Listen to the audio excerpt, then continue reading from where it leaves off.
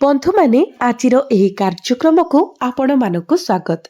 आजिर एही कार्यक्रमटी वृष राशि व्यक्ति विशेष मानक पई बहुत गुरुत्वपूर्ण अटे, बहुत ही खास अटे। कारण आगामी 10 दिन आपणक जीवन रे एक विराट परिवर्तन आनिबाकू जाउछि। जुलाई आरंभ होई सारिछि, आपण अनेक परिवर्तन देखिबे। किंतु आमर प्राथमिक लक्ष्य कौन? जुलाई मास को आपणकर स्वप्न अपेक्षा आहुरी सुंदर करिबा एवं सेही गभीर इच्छा गुड़ी को पूरण करिबा। आमे गत 6 मास मध्यरे जहा हासिल करि पारिलु नाही ताहा जुलाई 2026 रे हासिल करिबाकू लक्ष्य रखिछु। सर्वोपरि आरंभर प्रकृति प्रायतः शेषर प्रकृति को निर्देश दिए। जदि आमे एही प्रथम 10 दिन को परिचालना एवं उन्नत करिबा तेबे शेष 10 दिन स्वाभाविक भाव स्थान पाइब। जेपरि कुहा जाए एक भल आरंभ एक भल शेष आड़ को नहीं जाए, सेहीपरि जुलाई एही प्रारंभिक 10 दिन आपणक पाई बहुत गुरुत्वपूर्ण। जदिओ आमर पूर्व भिडियो रे ग्रह संयोजन विषय आलोचना करा जाइथिला, एही भिडियोटी व्यक्तिगत दिग गुड़िक उपरे ध्यान केंद्रित करे। विशेष करी मास सारा आपणको मने रखिबाको पड़िबो 3 किंबा 4टी मुख्य जिनिस। आपण बाहरे दृढ़ एवं स्थिर देखा जाई पारंती, एते जे आपणको देखुथुबा केही अनुमान करि परिबे नाही जे आपण सह्य करिथिबा संघर्ष किंबा कष्ट। किंतु गभीर भावरे आपण अत्यंत कोमल हृदय एवं भावप्रवण। आपण प्रायतः अन्यमानଙ୍କ सहित आपणकर समस्या बांटिबा पाई लज्जा किंबा संकोच अनुभव करंती। तथापि कुहा जाए जे जेतेबेले आपण अन्य काहा सहित आपणकर समस्या बांटिबे नाही, भगवान सीधा सड़क सेवानक कथा सुनंती। जदि एही वीडियो आज आपणक सम्मुखरे अछि तेबे जुलाई रे एक बड़ चमत्कार घटिबाकू जाउछि। किछि घटिबाकू जाउछि जहा आपणक जीवन को संपूर्ण भावरे परिवर्तन करिबो। वीडियो को आरंभरू शेष पर्यंत देखंतु, कारण एथिरे जुलाई मासर आरंभ को प्रकृत रे असाधारण करिबार चाबिकाठी रहिछि। एहाको अणदेखा करिबा परे गभीर अनुताप होई पारे। जेतेबेले सुजोग पाइले आपण एहाको काहेकि देखिले नाही बोली भाबिबे। जेहेतु ब्रह्मांड आपणको एही वीडियो देखिबाको बाछिछि, एही दिव्य संकेत को अणदेखा करंतु नाही। विशेष करी आगामी प्रथम 10 दिन विषय। प्रथमतः जुलाई 5 तारिख रे शुक्र आपणकर सुविधा एवं धनर भावरे केतुंक सहित जोग देबे। शुक्र हेउछंती भौतिक सुविधा एवं विलासर सूचक, तेणु एही घरे एहार आगमन जुलाई 5 परे खुशी आनिबार प्रतिश्रुति दिए। तथापि केतु एठारे पूर्वरु उपस्थित अछंती एवं आपणक रास्तारे आसुथबा जिनिस हासिल करिबा पथरे बाधा सृष्टि करी मझिरे मझिरे बाधा सृष्टि करिबे। एहार प्रभाव कौन हेबो? केतु पाई आपण केउ प्रतिकार ग्रहण करिबा उचित? आमे वीडियो रे एहाको आहुरी अनुसंधान करिबो। तापरे 7 जुलाई 2026 रे बुध ग्रह पछकु फेरिबे, अर्थात बक्री हेबे। एठारे ध्यान दियंतु, बुधंकर बक्री हेबा आपणको विभिन्न भावरे प्रभावित करिबो। एथिरे निष्पत्ति नेबा, धारणा सृष्टि करिबा किंबा परामर्श देबा अंतर्भुक्त हेउ। आपण प्रत्येक क्षेत्र रे जटिलतार सम्मुखीन होई पारंती। तथापि जदि आपण एही वीडियो को शेष पर्यंत देखंती तेबे एही 10 दिन मध्यरे कौन करिबे एवं कौन करिबे नाही से विषय सब किछि स्पष्ट होई जिवो। कारण गुरुत्वपूर्ण परिवर्तन आपणक पाई अपेक्षा करिछि। जदि आपण आपणकर प्रकृति विषय जानती तो आपण निश्चित भावरे जानिथिबे जे अन्य मानक मुहरे हस फुटाइबा पाई आपण प्रायतः निजर खुशी को बळी दियंती। अनेक थर आपण आपणक परिवार पाई आपणकर स्वप्न एवं इच्छा को त्याग करिसंती। आपण जीवन रे आपणकर पथ परिवर्तन करिसंती, जहा द्वारा सब किछि भल भाबरे चालिबो एवं समस्ते खुशी रहिबे। तथापि जेउ मानक पाई आपण आपणकर सर्वस्व देइथिले सेमाने आपणको प्रशंसा करिबारे विफल होइछंती। अन्य मानक निजर सर्वस्व बोली भाबिबा आपणक पाई एक पुनरावृत्तिमूलक उदाहरण। तथापि केही आपणको प्रकृत रे निजर बोली भाबंती नाही। तथापि एहा परिवर्तनर समय। आपणको अन्य मानक उपरे आपणकर समय नष्ट करिबा बंद करिबाको पड़िबो। ଏହି ଜୁଲାଇରେ ଘଟୁଥିବା ଗ୍ରହ ସଂଯୋଜନ ଅନନ୍ୟ ଏବଂ ପୁନରାବୃତ୍ତି ହେବ ନାହିଁ। ଆପଣ ଅନ୍ୟମାନଙ୍କ ପ୍ରତି ଧ୍ୟାନ ଦେବା ପାଇଁ ପ୍ରାୟତଃ ନିଜର କାର୍ଯ୍ୟକୁ ଅବହେଳା କରନ୍ତି। ଆପଣଙ୍କୁ ଆପଣଙ୍କର ସମୟ, ଆପଣଙ୍କର ଜୀବନ ଏବଂ ଆପଣଙ୍କ ପରିବାରକୁ ମୂଲ୍ୟ ଦେବା ଆବଶ୍ୟକ। ଏହି ମାସରେ ଆପଣଙ୍କ ନିଜ କାମ ଉପରେ ଧ୍ୟାନ ଦିଅନ୍ତୁ ଏବଂ ନିଜକୁ କିପରି ଆଗକୁ ବଢ଼ାଇବେ ତାହା ଚିନ୍ତା କରନ୍ତୁ।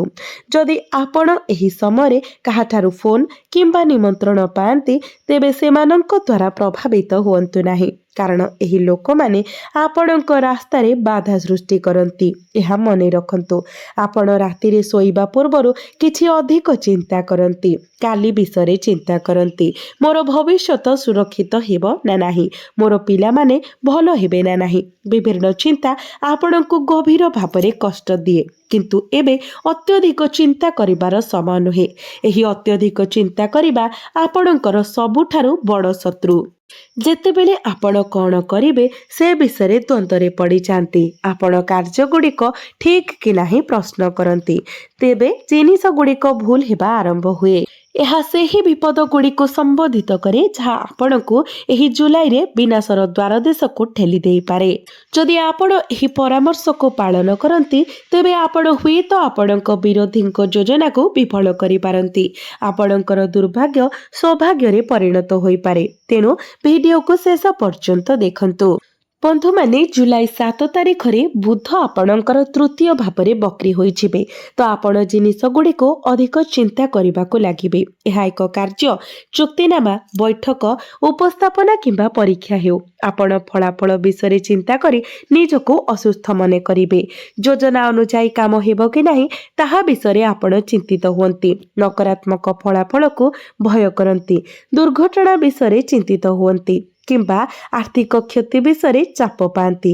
ଆପଣ ଏତେ ଅଧିକ ଚିନ୍ତା କରନ୍ତି ଯେ କାର୍ଯ୍ୟ କରିବା ସମୟରେ ସବୁ କିଛି ବିଳମ୍ବ ହୋଇଯାଏ। ଆପଣଙ୍କ ରାଶିର ବ୍ୟକ୍ତିବିଶେଷମାନେ କେବଳ ଚିନ୍ତନର ସମୟ ଶେଷ ହୋଇଗଲାଣି। ଯଦି ଆପଣ ଜୁଲାଇ ମାସର ସର୍ବାଧିକ ଲାଭ ଉଠାଇବାକୁ ଚାହାନ୍ତି, ତେବେ ଆପଣଙ୍କୁ ତୁରନ୍ତ ପଦକ୍ଷେପ ନେବାକୁ ପଡ଼ିବ।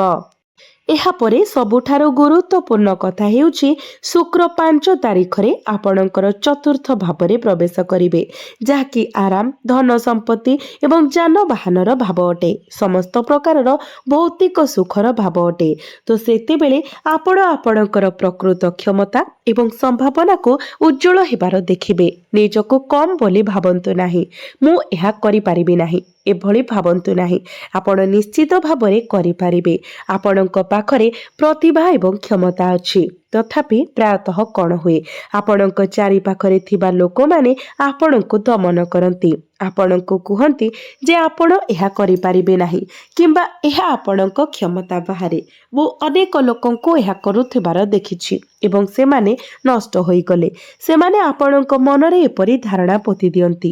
କେତେକ ସମୟରେ ଆପଣଙ୍କ ନିଜ ପରିବାରର ସଦସ୍ୟମାନେ ମଧ୍ୟ ଆପଣଙ୍କୁ କୁହନ୍ତି, ଆମେ ବଡ଼ ଲୋକ ନୁହେଁ, ଆମେ ଏତେ ଉଚ୍ଚ ପ୍ରତିଷ୍ଠାର ଲୋକ ନୁହେଁ, ତେଣୁ ଏହା କର ନାହିଁ।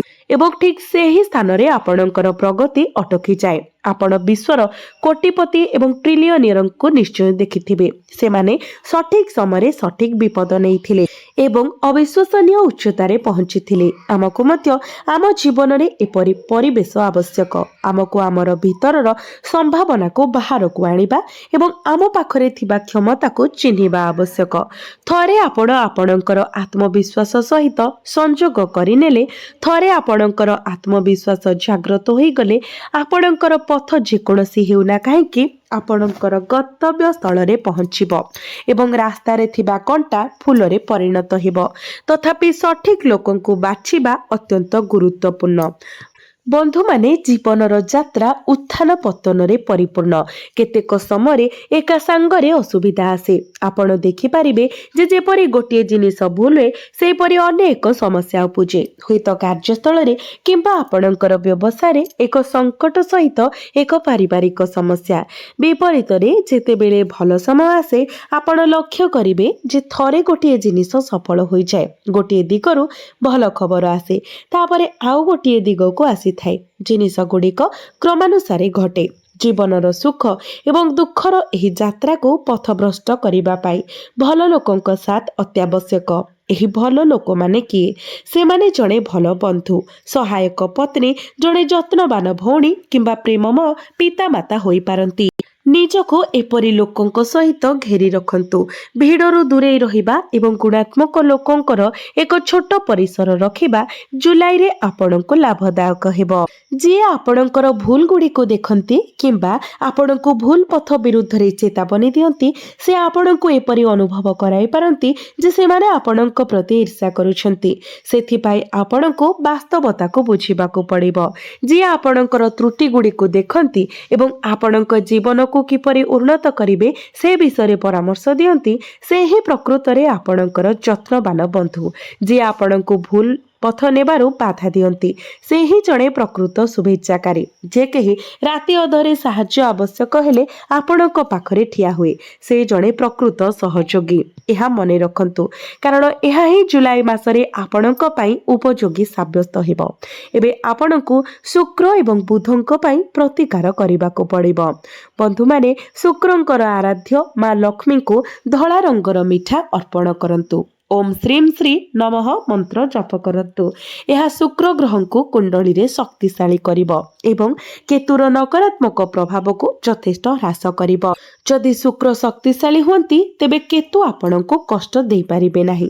ଏହି ସମୟରେ ବୁଧ ବକ୍ରି ହେବାକୁ ଯାଉଥିବାରୁ ଯାହା ଅଧିକ ଚିନ୍ତା କରିବା ସହିତ ଜଡ଼ିତ, ଏହା ସମସ୍ୟା ସୃଷ୍ଟି କରିପାରେ। ତ ଆପଣଙ୍କୁ କ'ଣ କରିବା ଉଚିତ? ପ୍ରତ୍ୟେକ ବୁଧବାର ଗୋଶାଳା ପରିଦର୍ଶନ କରନ୍ତୁ ଏବଂ ଗାଈମାନଙ୍କୁ ସବୁଜ ଚାରା ଖାଇବାକୁ ଦିଅନ୍ତୁ। ଏହି ପ୍ରତିକାର ଆପଣ ସବୁବେଳେ ଚେଷ୍ଟା କରନ୍ତୁ ଏବଂ ଜାରି ରଖନ୍ତୁ। ଆପଣ ନିଶ୍ଚିତ ଭାବରେ ଏଥିରୁ ଲାଭ ପାଇବେ।